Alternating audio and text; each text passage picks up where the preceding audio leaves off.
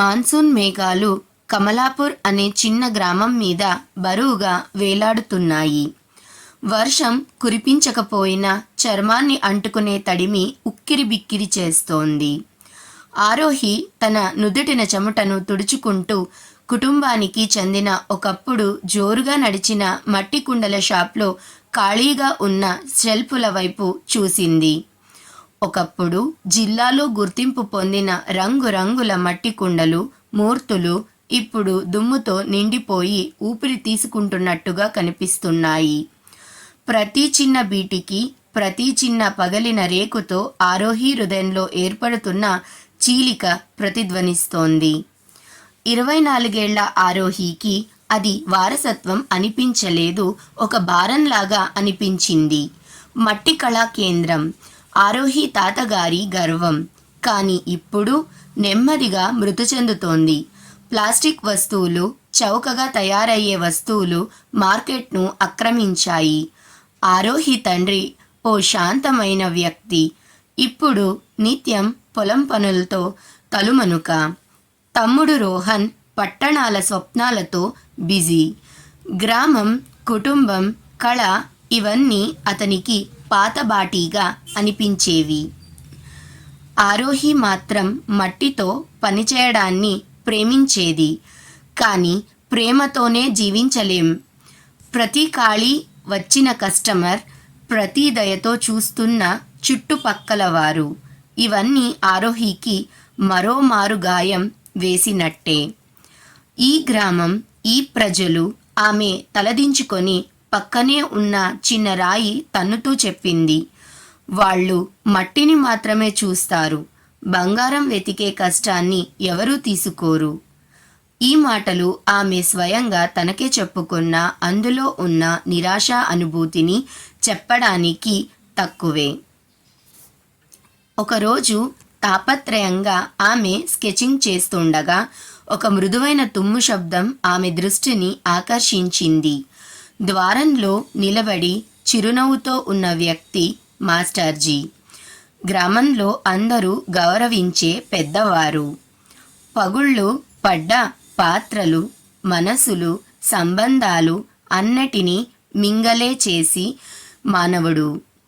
మాస్టర్జీ చిన్న చిన్న మూలికలతో తన తోటను చూసుకుంటూ పిల్లలతో కథను చెప్పడమే అతని జీవితం.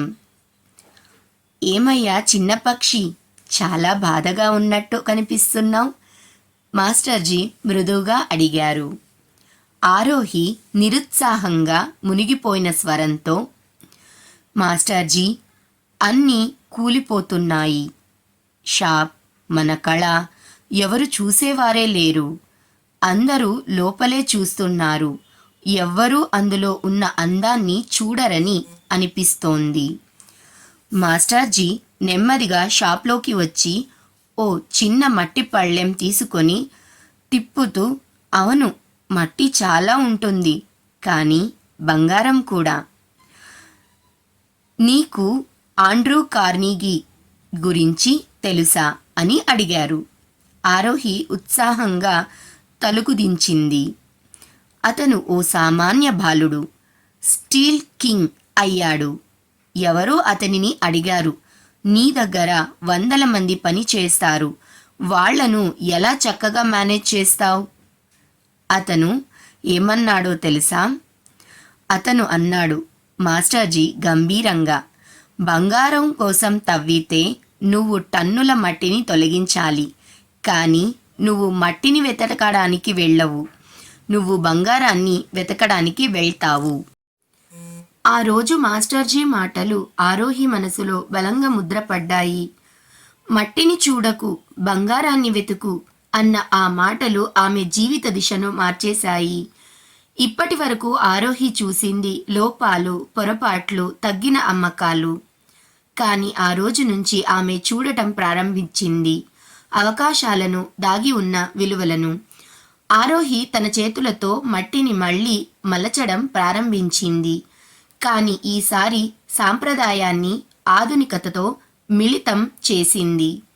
పాత శైలి కుండలు కాకుండా నగర జీవితానికి తగ్గినట్టుగా చిన్న డిజైన్లు, బొమ్మలు, ప్రత్యేకంగా డైనింగ్ డెకరేషన్ వస్తువులు తయారు చేయడం ప్రారంభించింది. ఒకరోజు రోహన్ తిరిగి గ్రామానికి వచ్చాడు. అతడు ఆశ్చర్యంగా చూస్తూ అన్నాడు, అక్క, ఇంత పెద్ద మార్పు ఎలా సాధ్యమైంది? ఆరోహి నవ్వుతూ మాస్టర్జీ మాటలను గుర్తు చేసుకుంది. మనకు అవసరమైనది మట్టిని వెతకడం కాదు రోహన్, బంగారాన్ని వెతకడం. రోహన్కి అక్క చేసిన మార్పు నచ్చింది. అతనికి కూడా తమ కుటుంబ కళపై గర్వం పుట్టింది. అతను అక్కకు సహాయంగా సోషల్ మీడియా ద్వారా వాటిని మట్టి కళను ప్రదర్శించసాగాడు. ఇన్స్టాగ్రామ్, ఫేస్బుక్, యూట్యూబ్లో గ్రామ మట్టి కళకి జాతీయ స్థాయిలో గుర్తింపు వచ్చింది. 1 సంవత్సరం తర్వాత కమలాపూర్ గ్రామం మారిపోయింది. గతంలో ఖాళీగా కనిపించిన మట్టి కళా కేంద్రం ఇప్పుడు సందడిగా మారింది. వివిధ పట్టణాల నుండి ప్రజలు మట్టి కళను కొనుగోలు చేసేందుకు రావడం ప్రారంభించారు. గ్రామంలో ఉన్న యువత కూడా మట్టి కళను నేర్చుకోవడం మొదలుపెట్టారు.